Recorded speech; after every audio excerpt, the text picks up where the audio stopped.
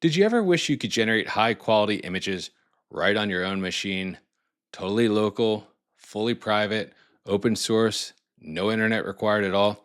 This means you could generate anything you want, literally anything, without filters, approvals, or guardrails of any kind. You want to do Taylor Swift skydiving? I'm going to show you how to do it in this video. I'm walking you through all the key things you need to know about local image generation step by step, the tools, the models, and the handful of settings that actually matter to you. But definitely stick around till the end because I'm going to show you how you could use simple scripts to generate hundreds or even thousands of unique images automatically. So you can literally wake up in the morning to an entire folder of brand new variations, all created while you slept, running entirely on your own hardware, completely free. If you like this video, definitely give it a thumbs up. Subscribe to the channel if you haven't already. I need to see you again. And leave me a comment. I love hearing from you and I love answering your questions. So with that, let's jump into it. All right, well, we're going to start by looking at Draw Things. That's the application that I'm going to use throughout this video to generate local imagery. There's two popular ones for Mac. Draw Things is one, and the other is Diffusion B. Diffusion B is really cool if you just want to like get started and use something, but I kind of looked at both of them. Draw Things is the more advanced one, even though the name doesn't sound like it would be, but but it actually is. Anyway, so I'll show you where to get it. It's actually just on the App Store, so you have to just go to the Mac App Store on your computer. It's also available on your iPhone. So basically, you could run this locally, especially if you have a good new phone. You could run this on your iPhone, your iPad, or on your Mac. In this case, I have a Mac Studio with an M4 Max or M4 Ultra processor, so it's like really, really fast. So that's what we're going to use here, and you just get it on the App Store, and that's how you start. Okay, so when you get here, you won't have any of these projects populated like I have here. It'll just be kind of blank.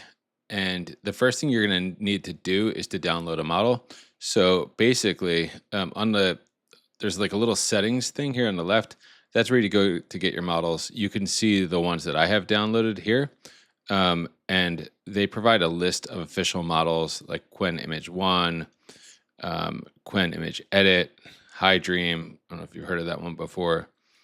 But the most popular ones are Flux, Qwen, and then a new one you definitely should check out is called Z-Image Turbo.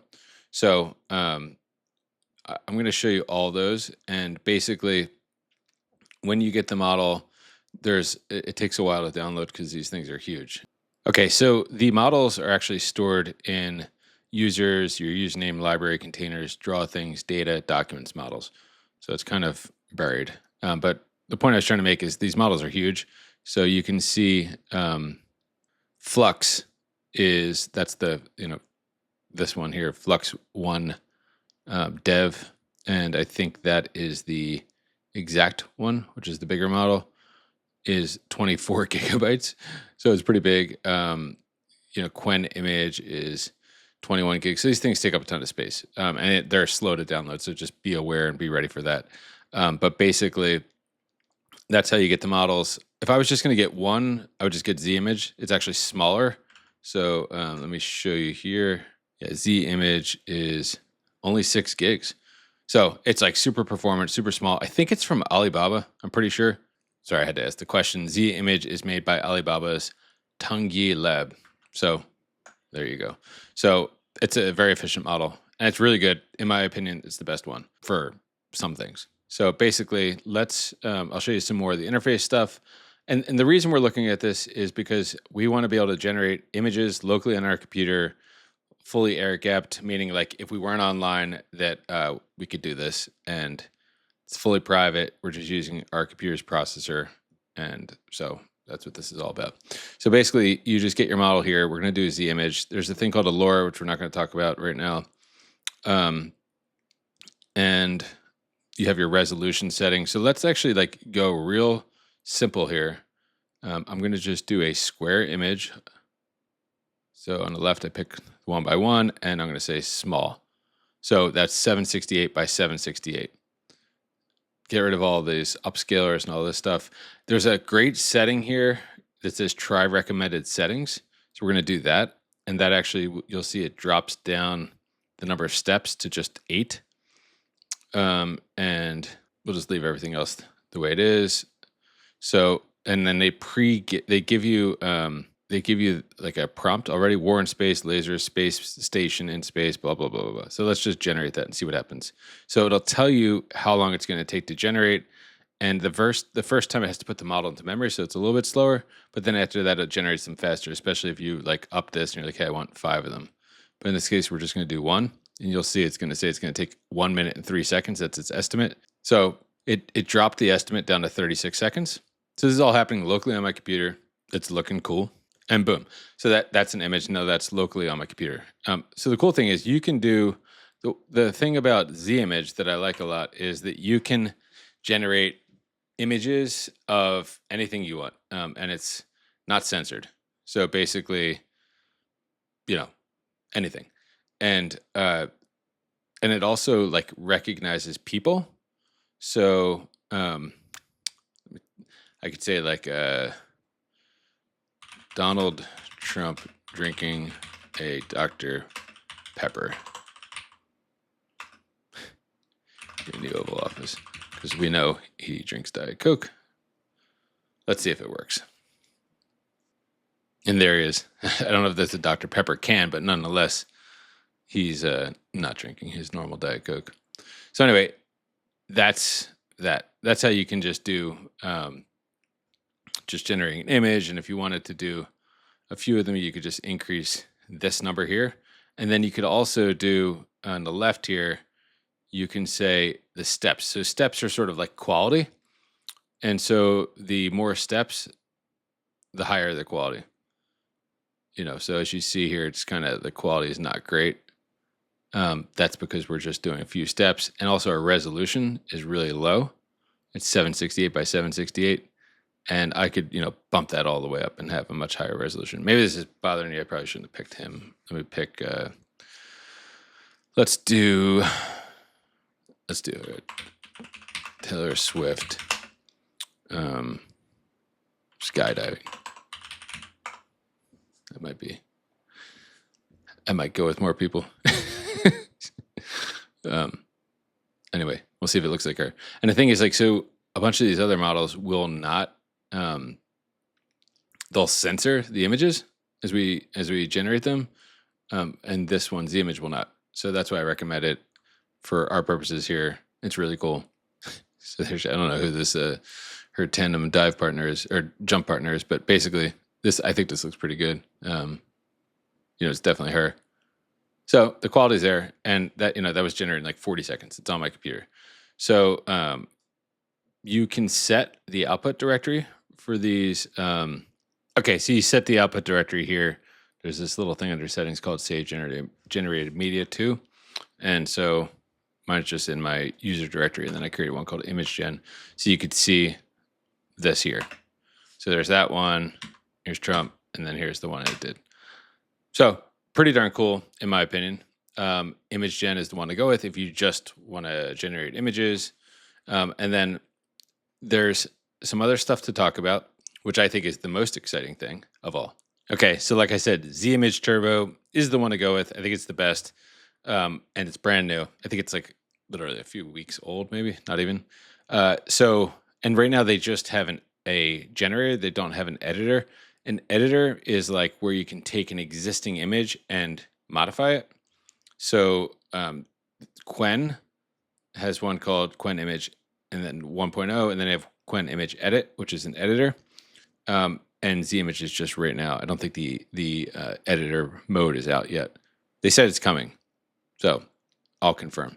But anyway, so that covers that stuff.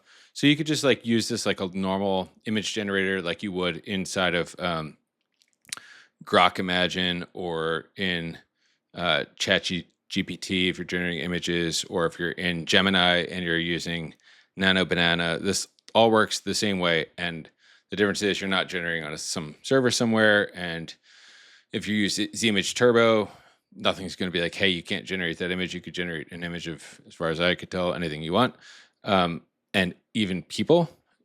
So like, it's not like, hey, you can't use someone's likeness. You can use Taylor Swift and Donald Trump. You could have them being friends. You can, anything you want. So that's that. Then some other things to know about. There's a thing called a LoRa, which is like basically like if I wanted to like have my face, I could train the model to use my face. I've not cracked the code on LoRa yet. That's actually a pretty advanced topic, which I hope to do in another video. But there's another thing called control. So control is sort of like saying like, hey, use this input image as a control to create another image. And when you click it here, you'll see it says incompatible. That's because that only works with Flux. There's no control, as far as I know, currently for Z-Image Turbo.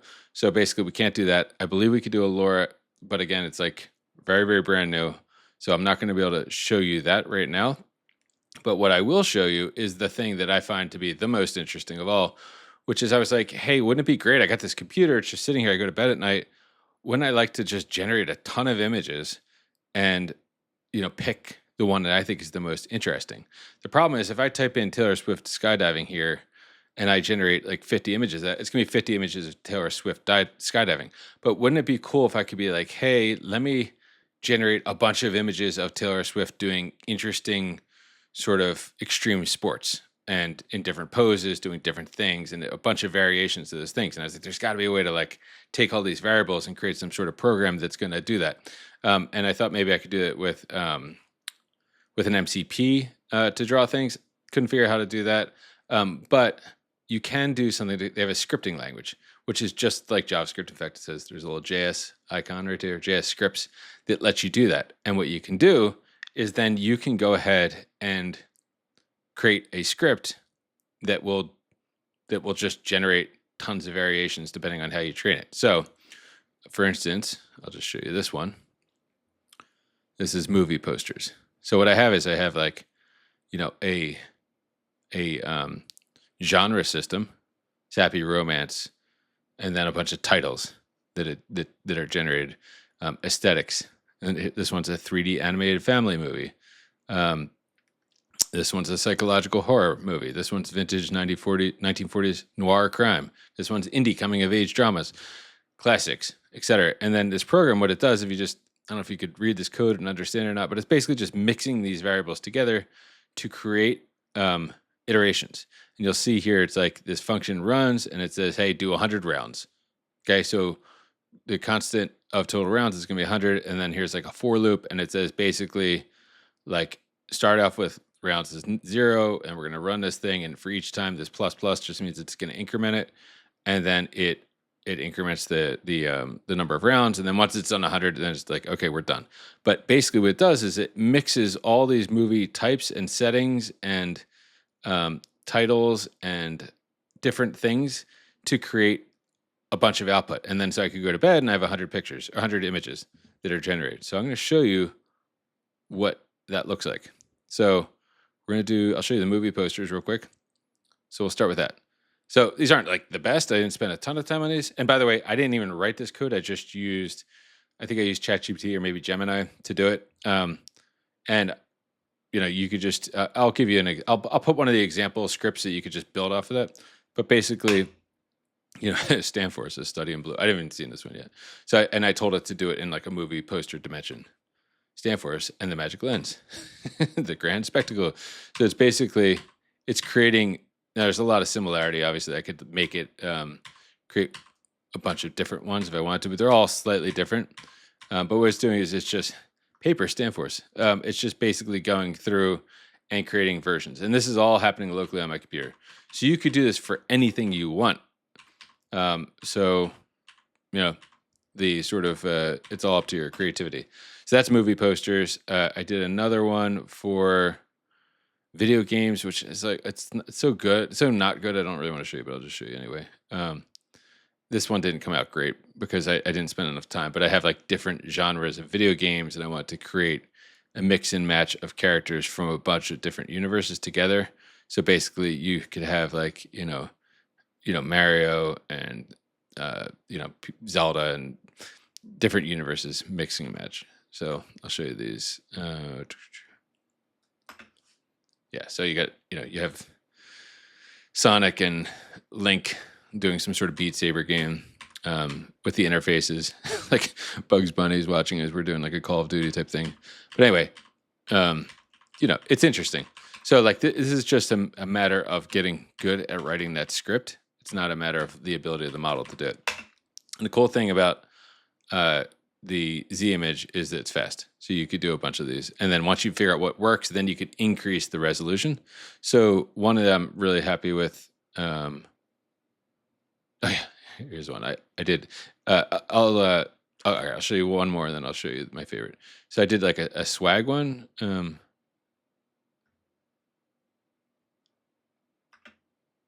Yeah, so Stanford Labs swag with models wearing swag. So, like what would it look like if I had these things for my company, branded merchandise? That looks good to me. And so I didn't like spend a lot of time figuring out what I wanted to make, but I just told it generally, like if I wanted to have a catalog of corporate swag with my logo on it or with my name on it, just come up with a bunch of ideas. And then the script did all this. So zero creativity. I mean, it's pretty good with Glass. So it's just amazing what you could do. Okay. So now we're getting into my favorite stuff, which is I went and said like, hey, can you create impossible sneakers? So these are like sneakers that can't possibly exist because the materials are so like exotic. And so the script was written again by Gemini, I'm pretty sure.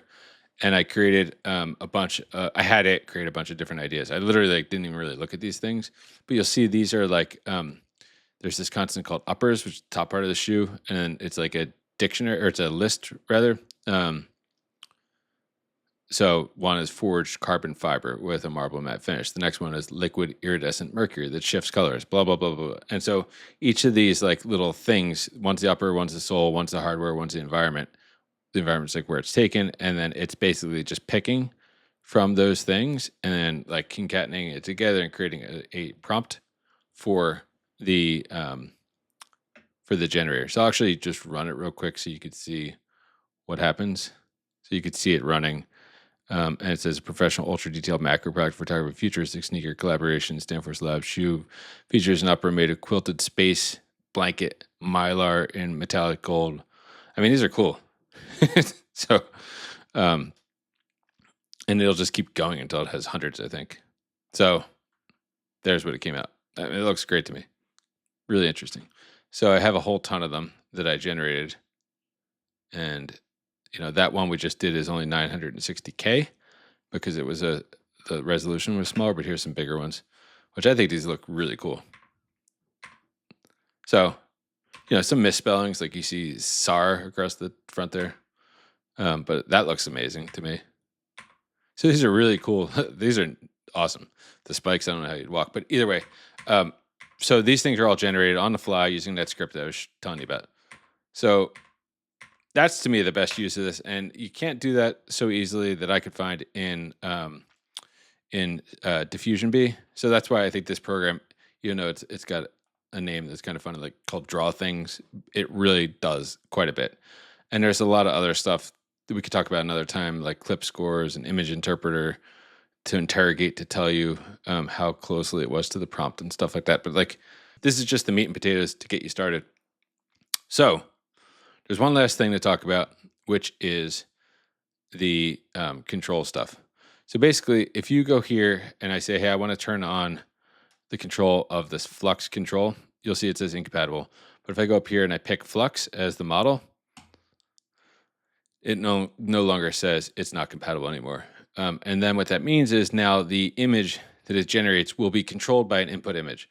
So I can go here to control and I could select, you'll see here on the left where it says the input's either going to be a mood board or a custom. So I have to go to control and I click custom and then I could click load import from a file or whatever. And what it's going to do then is it's going to use that image as the input controller to create the images that I want. And in my case, I tried to make an image of me as the YouTuber and trying to create thumbnails using my actual likeness. Yeah, so I took this image of me, and I have a bunch of different versions of this image. Hopefully it's not too close for you guys. But basically, I took that image and I said, like, hey, like, make this. Make versions of that. And it couldn't do it. And I tried every setting possible. So if somebody knows how to make this work really well, let me know. I'll show you. I'm going to load from files here. So the size was 1344 by 768. So I'll go here and then I'll adjust the size and I will make it 1344 by 768. I think I got to go back to control again and reload it. There we go. So, I could say like, a YouTuber holding up a laptop. Okay, and the weight is basically saying how strong the control is. The start end is like on the generation, which percentage of it is going to look like the controlled input image. So anyway, that is selected. So we are going to run that and see what happens. So the first thing it's doing is sampling the input image, the control image. Now it says it's going to take 1 minute and 35. Has a low res approximation coming. But in my opinion, it didn't look great. Well, that came out horrible. So I think what happened here is we didn't have enough steps. Let's try it again. We're going to use 28 steps now. Okay. So the weight, I'm going to say the control weight is 85%. I'm going to drop this down to like 88. Flux 1 dev. Flux 1 dev. Yeah, so we'll see. This should work, but again, it has not been working very well. All right, well, you tell me, does that look like me? I don't think so. There's a number of problems. Let's actually drop him back slightly. So first things first, do I have hair? No, I do not. He's kind of got my beard a little bit. It's cleaner than mine. Maybe my eyes, my nose, all that part of me looks right. But either way, so like what this thing is doing, this control is it's like mapping your face, but it's not sort of capturing your essence in the way that a LoRa would. So I have to learn how that stuff works. We'll do that at some point. From what I understand, it's pretty hard to do that training locally, and it just takes a lot of trial and error. So for now, we're unable to do that. Okay, and I'm going to, here's all my various attempts. Okay, so do any of these look like me? No. No. So, I went ahead and told it it's a bald guy. Did a bunch of different things. That one kind of looks like me. So these are also like kind of cartoonish looking. But I just wanted you to see my attempts here. These are all.